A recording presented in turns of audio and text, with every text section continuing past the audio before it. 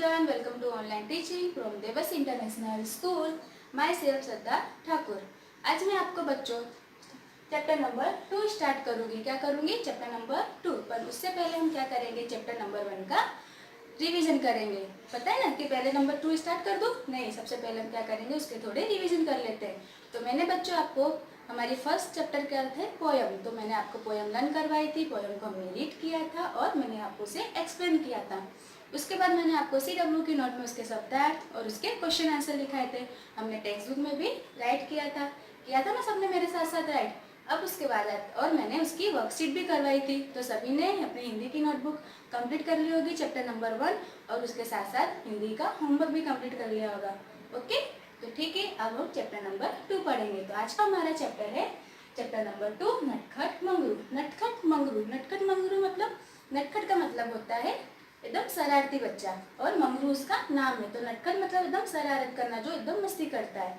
तो जैसे आप सब सभी छोटे छोटे बच्चे हैं, तो वैसे आप सब शरारत करते हो। आप सब मम्मी पापा का कहना कभी कभी नहीं मानते। मम्मा कभी कभी बोलती है कि बेटा ऐसा काम हमें नहीं करना चाहिए, जो जोर से मत दौड़ो, जल्दी जल्दी खाना मत खाओ। जिस तरह से छोटी छोटी गलतियाँ जो हम करते हैं, किसी से झगड़ा मत करो, फिर भी हम क्या करते हैं, मम्मा की बात नहीं मानते हैं और हम फिर भी मस्ती करते हैं। तो इस चैप्टर में भी ऐसा है कि छोटा सा एक सियार का बच्चा है।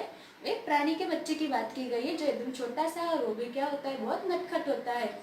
वो भी अपने मम्मी पापा का कहना नहीं मानता है, जिसकी वजह से वो एक दिन जंगल में फंस जाता है और वो डर जाता है और खो भी जाता है। तब उसके मम्मी पापा उसे ढूंढने जाते हैं और ढूंढने के बाद वो अपने मम्मी पापा को मिलता है। तब वो बोलता है कि मैं आज के बाद गलती नहीं करूँगा। है कि मंगरू क्या बोलता है कि आज के बाद मैं कभी भी गलती नहीं करूँगा। तो इस चैप्टर में एक सियार के बच्चे की, यानी छोटे छोटे प्राणियों के बच्चे की बात की गई है। जैसे हम सब बच्चे हैं, ऐसे उनके भी बच्चे होते हैं, उनकी भी फैमिली होती है। तो जैसे हम लोगों को आप लोग गलती करते हो तो आपके मम्मी पापा हट होते हैं, तो वैसे वो लोग भी, जब जानवरों के बच्चे भी गलती करते हैं तो उनके मम्मी पापा को भी क्या होता है, वो लोग भी हट होते हैं, वो भी सैड हो जाते हैं। क्यों? क्योंकि जब आप उनका कहना नहीं मानते हो तो सबसे ज़्यादा हट कौन होता है, तो आपके मम्मी पापा होते हैं। तो वैसे उनके भी बच्चे उनके मम्मी पापा क्या हो जाते हैं, हट हो जाते हैं। तो आज का हमारा चैप्टर है चैप्टर नंबर 2, नटखट मंगरू। तो मैं आपको इसमें मंगरू के बारे में पढ़ाऊंगी। तो सभी लोग अपनी हिंदी की टेक्स्ट बुक निकालेंगे और हम चैप्टर को रीड करेंगे। तो सभी बच्चों ने अपनी हिंदी की टेक्स्ट बुक निकाल ली। ओके, उसमें chapter number 2 page number 9 open करेंगे। जल्दी से, जिसने अभी तक हिंदी की टेक्स्ट बुक नहीं निकाली, जल्दी से अपनी हिंदी की टेक्स्ट बुक निकालो और पेज नंबर 9 चैप्टर नंबर 2। क्या नाम बताया था मैंने आपको चैप्टर का? नटखट मंगरू। नटखट का मतलब भी बताया था मैंने कि शरारती मंगरू। तो अब सबसे पहले हम इस चैप्टर को रीड करेंगे और उसके बाद ही मैं आपको ये चैप्टर समझाऊंगी। ओके, तो सभी की फिंगर अपनी अपनी टेक्स्ट बुक पर और मेरे साथ साथ आपको रीड करना है। ओके, तो मैं रीड करना स्टार्ट कर रही हूँ, आप सब भी रेडी? ओके, तो सब लोग अपनी अपनी फिंगर अपनी अपनी टेक्स्ट बुक पे रखेंगे और मेरे साथ ही आपको रीड भी करना है। ओके, चलो। जंगल में सियारों के जितने भी बच्चे थे, मंगरू उन सब में बहुत ही नटखट और चंचल था। उसकी एक बुरी आदत थी कि वह किसी का कहना नहीं मानता था। अंधेरा होते ही वह जंगल में अकेले घूमने चल पड़ता था। एक दिन वह सूरज डूबने से पहले ही जंगल की ओर चल पड़ा। अचानक आसमान, अब पेज टर्न करेंगे, पेज नंबर 10 आगे रीड करेंगे। सबकी फिंगर होनी चाहिए मेरे साथ साथ और रीड भी करना है आप सभी को। Very good. आसमान में बादल छा गए और मूसलाधार बारिश होने लगी। आसपास के जानवर तो अपने अपने घरों में जा छिपे, लेकिन मंगरू का कहीं पता न था। जब बारिश रुक गई तब मंगरू के माता पिता उसे ढूंढने के लिए निकल पड़े। उन्होंने जंगल का कोना कोना छान मारा पर मंगरू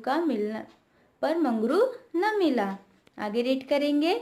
निराश होकर मंगरू के माता पिता ने जंगल के सभी सियारों से उसे ढूंढने की विनती की। सूरज डूबने के बाद हुआ की आवाजें निकलते हुए सभी सियार मंगरू की तलाश में निकल पड़े। इधर मंगरू बारिश से बचने के लिए एक पेड़ के खोखले तने में दुबक कर बैठ गया था।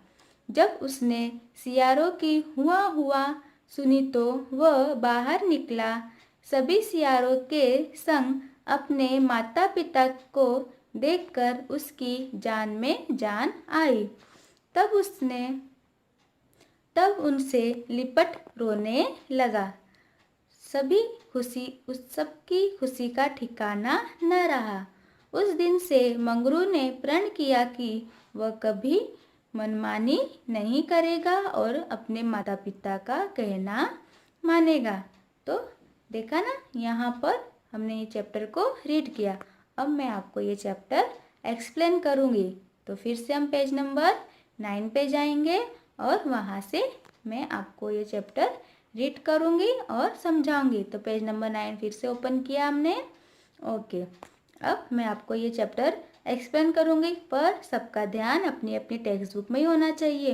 ओके, ठीक है। जंगल में सियारों के जितने भी बच्चे थे, मगर उन सब में से बहुत ही नटखट और चंचल था मंगरू। क्या था कि जंगल में जितने भी सियार, मंगरू आपको मैंने बताया ना कि मंगरू एक सियार का बच्चा होता है और वो क्या होता है, बहुत ही नटखट होता है। जितने भी सारे सियार होते हैं ना, उसमें सबसे ज़्यादा नटखट कौन होता है, मंगरू होता है। ओके, अब आगे रीड करूँगी मैं। उसकी एक बुरी आदत थी कि वह कभी किसी का कहना नहीं मानता था। अंधेरा होते ही वह जंगल में अकेले घूमने चल पड़ता था। पर मंगरू की नटखट तो था, नटखट का मतलब होता है शरारती, शरारती तो वो बहुत था। पर क्या था, एक उसकी बहुत बुरी आदत भी थी कि वो कभी भी किसी का भी कहना नहीं मानता था और अंधेरे जंगल में अकेले ही घूमने निकल पड़ता था। यानी वो कभी अकेले ही सब जगह चला जाता था बिना किसी को बताए हुए। ओके, आगे रीड करेंगे। एक दिन वो सूरज डूबने से पहले ही जंगल की ओर चल पड़ा। एक दिन क्या हुआ कि सूरज डूबने से पहले ही जंगल की ओर चल पड़ा। यानी सूरज अस्त होने वाला था, यानी शाम का ही समय था। शाम को आप देखते हो ना कि सूरज अस्त होता है तो थोड़ा थोड़ा अंधेरा होने लगता है। तो तब का समय था, यानी डूबने ही वाला था। उससे पहले ही वो क्या हुआ, जंगल की ओर चल पड़ा। अचानक आसमान में बादल छा गए। अचानक क्या हुआ, आसमान में बादल छा गए और मूसलाधार बारिश होने लगी। मूसलाधार बारिश मतलब क्या होता है, बहुत जोरों से बारिश होने लगी। आप देखते हो ना, बारिश होती है उससे पहले ही क्या होता है, बहुत अंधेरा हो जाता है, बादल काले काले बादल छा जाते हैं और उसके बाद ही जोरों से बारिश आती है। तो उस दिन भी यही हुआ, जब मंगरू अचानक जंगल में चला गया बिना किसी को बताए, और जैसे ही वो जंगल की ओर जाता है वैसे ही थोड़ी देर के बाद वहाँ पर जोरों से बारिश होती है और बादल छा जाते हैं काले काले और जोरों से बारिश होने लगी। आसपास के जानवर तो अपने अपने घरों में जा छिपे। जैसे बारिश होती है तो हम लोग अपने अपने घरों में जा छिपते हैं ना, वैसे ही उनके भी घर होते हैं। कुछ लोग गुफा में रहते हैं, कुछ लोग कहाँ रहते हैं, पेड़ के अंदर क्या बनाते हैं, छोटा सा घर जैसा बनाते हैं, उसमें रहते हैं। तो आसपास के जानवर भी अपने अपने घरों में जा छिपे। लेकिन मंगरू का कहीं पता न था। लेकिन मंगरू का कहीं भी पता नहीं था। कहाँ से पता होता, वो कहाँ चला गया था, कहाँ चला गया था, हाँ, अकेले जंगल में चला गया था बिना किसी को बताए। तो उसका कुछ पता न था। जब बारिश रुक गई तब मंगरू के माता पिता उसे ढूंढने के लिए निकल पड़े। और पहले तो बहुत जोरों से बारिश थी तो उसमें उसके मम्मी पापा उसे ढूंढने नहीं जा पाए। पर जैसे ही बारिश रुकी वैसे ही उसके मम्मी पापा उसे ढूंढने के लिए निकल पड़े। पता है ना कि हम थोड़ा भी आगे पीछे हो जाते हैं तो हमारे मम्मी पापा हमें ढूंढने लगते हैं। तो वैसे उस मंगरू के भी मम्मी पापा उससे, जैसे ही बारिश पूरी हुई वैसे ही उससे ढूंढने लगे। आगे रीड करेंगे। उन्होंने जंगल का कोना कोना छान मारा पर मंगरू न मिला। कोना कोना छान मारा ने सब जगह ढूंढा, यानी ऐसी जंगल की कोई भी जगह नहीं थी जहाँ पर उन्होंने मंगरू को नहीं ढूंढा। उन्होंने जंगल के सब जगह को देख लिया पर मंगरू का कुछ पता नहीं चला, क्योंकि मंगरू नहीं मिला। उन्होंने सब जगह देखो, कोना कोना मतलब कि सब जगह, एक भी जगह ऐसी नहीं थी जहाँ पे उन्होंने मंगरू को जंगल में नहीं ढूंढा। अब बच्चों आगे पढ़ेंगे, क्या है, सबके फिंगर है ना मेरे साथ साथ, ओके। निराश होकर मंगरू के माता पिता ने जंगल के सभी सियारों से उसे ढूंढने की विनती की। सूरज डूबने के बाद हुआ की आवाजें निकलते हुए सभी सियार मंगरू की तलाश में निकल पड़े। जब उसके मम्मी पापा को मंगरू कहीं भी नहीं मिला, क्योंकि उन्होंने जंगल का कोना कोना देख लिया था, तब वो क्या हो गए, निराश हो गए। निराश का मतलब होते हैं उदास हो गए, वो बिल्कुल उदास हो गए, तो एकदम सैड हो गए। फिर वो क्या करते हैं, अपने सारे जो उनके सारे सियार होते हैं, जो उनके सारे सियार भाई बहन होते हैं, आसपास के सारे सियारों के पास जाते हैं और मंगरू को ढूंढने की विनती करते हैं, यानी उनसे प्रार्थना करते हैं कि मेरे मंगरू को आप सब मिलकर ढूंढिए। सभी सियार सूरज डूबने के बाद क्या होता है कि सूरज जब डूब जाता है, क्योंकि मंगरू सूरज डूबने से पहले ही जंगल की ओर अकेले चला गया था, तो जब सूरज डूब जाता है तब सभी सियार हुआ की आवाज़ करते हुए मंगरू को ढूंढने निकल पड़े। क्यों, अपने जिस तरह से कोई चीज़ किसी को बुलाते हैं तो अब उसके नाम से बुलाते हैं, तो वैसे ही ये लोग भी हुआ की आवाज़ करने लगे, अपनी आवाज़ में मंगरू को ये सब ढूंढने लगे। इधर मंगरू बारिश से बचने के लिए एक पेड़ के खोखले तने में दुबक कर बैठ गया मतलब छुप के बैठ गया। खोखले तने में यानी जो पेड़ होता है, आप लोग चित्र में देख रहे होगे कि वहाँ देखो पेड़ है, पेड़ के नीचे थोड़ी सी जैसे गुफा जैसे दिख रही ना, तो उसके तने में छुपकर वो वहाँ पर बैठा हुआ था। जब उसने सियारों की हुआ की सुनी तो वह बाहर निकला। सभी सियारों के संग अपने माता पिता को देखकर उसकी जान में जान आई। जब उसे लगा कि ये आवाज़ तो सियारों की है, तो वो क्या हुआ, उस पेड़ के जगह में से बाहर निकला। खोखले तने में जहाँ वो छुप कर बैठा था वहाँ से वो बाहर निकलता है और सभी सियारों के साथ अपने मम्मी पापा को देखकर वो क्या हो जाता है, बहुत खुश हो जाता है। हाँ, वह उनसे लिपट के रोने लगा। तब सबकी खुशी का ठिकाना ना रहा। क्या हुआ, और वो उनसे मिला तो जोर जोर से रोने लगा, क्योंकि वो डर गया था। एक तो अंधेरा था और बहुत जोर से बारिश होती है। जब हम मम्मी पापा से दूर जाते हैं तो अंधेरा होता है तो हम भी डर जाते हैं ना, तो उसी तरह से वो भी डर गया था। और क्या हुआ, जब वो अपने मम्मी पापा को देखता है तब वो क्या करता है, उनसे लिपट कर जोरों से रोने लगता है। और मंगरू के मिलते ही सबकी खुशी का ठिकाना नहीं है। और मंगरू जब मिल जाता है तो सारे सियार और उसके मम्मी पापा क्या हो जाते हैं, खुश हो जाते हैं, वो लोग बहुत खुश हो जाते हैं। फिर देखो, उस दिन से मंगरू ने प्रण किया कि वह कभी मनमानी नहीं करेगा और अपने माता पिता का कहना मानेगा।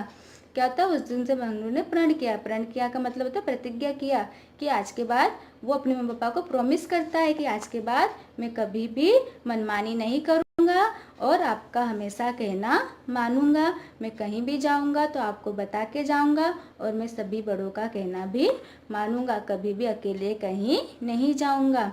तो बच्चों, आपने इस कहानी में देखा कि मंगरू किस तरह से डर गया था और उसे अपनी गलती का एहसास हुआ। तो इसी तरह से हमारे मम्मी पापा हमें जो कुछ भी कहते हैं वो हमारे भले के लिए कहते हैं, तो हमें अपने मम्मी पापा का कहना मानना चाहिए। अगर वो हमें किसी चीज़ के लिए मना कर रहे हैं तो हमें उस चीज़ को नहीं करना चाहिए।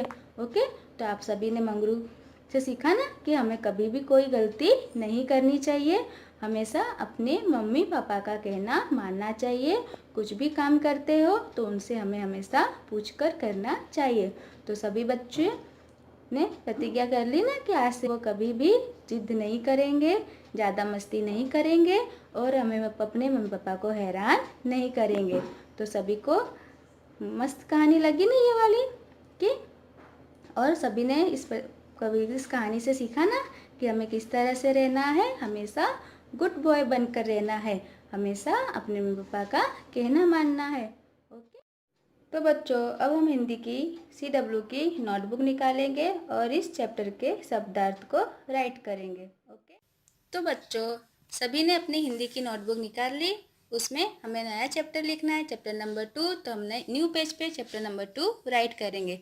पर उससे पहले मैंने आपको फर्स्ट चैप्टर में क्या सिखाया था, फर्स्ट लेक्चर में, कि हमें चैप्टर लिखने से पहले अपने चैप्टर को कहाँ लिखना है, इंडेक्स में। तो हम इंडेक्स को ओपन करेंगे। अब हमने चैप्टर नंबर 1 लिखा है, उसके नीचे 1 लाइन लेफ्ट करेंगे और यहाँ पे चैप्टर नंबर 2 डेट आप यहाँ पे डाल देंगे और चैप्टर नंबर 2 का यहाँ पे नेम राइट करेंगे। क्या नेम है हमारे चैप्टर नंबर 2 का? नटखट नटखट मंगरू। क्या लिखा मैंने? नटखट मंगरू। क्या लिखा? नटखट मंगरू। लिख दिया सभी ने इंडेक्स में? सभी बच्चों ने इंडेक्स में कंप्लीट किया? हाँ, अब हम आगे जाएंगे न्यू पेज पर। अब हम यहाँ पे हेडिंग डालेंगे ऊपर सबसे, चैप्टर नंबर 2। क्या लिखा? Chapter number 2। चैप्टर नंबर 2 लिखा, पर उससे पहले हम क्या लिखेंगे यहाँ पर? डेट। तो यहाँ पे आप लोग यहाँ पे डेट लिख देंगे। ओके, अब चैप्टर नंबर 2 सबने राइट कर लिया है, यहाँ पे डेट राइट कर ली है। अब हम 1 लाइन लेफ्ट करेंगे और क्या लिखेंगे यहाँ पर? चैप्टर का नेम। ऊपर सिर्फ चैप्टर की heading, chapter number 2, 1 line left, chapter का नेम। चैप्टर का नेम क्या है? नटखट मंगरू। क्या लिखाएंगे? नटखट मंगरू। सभी ने लिखा नटखट मंगरू। अब हमें क्या लिखना था इस चैप्टर के शब्दार्थ? तो यहाँ पर हम स्टार करेंगे और यहाँ पर हेडिंग डालेंगे शब्दार्थ। क्या हेडिंग डालेंगे? शब्दार्थ। ओके, अब हम लिखेंगे नंबर 1 चंचल।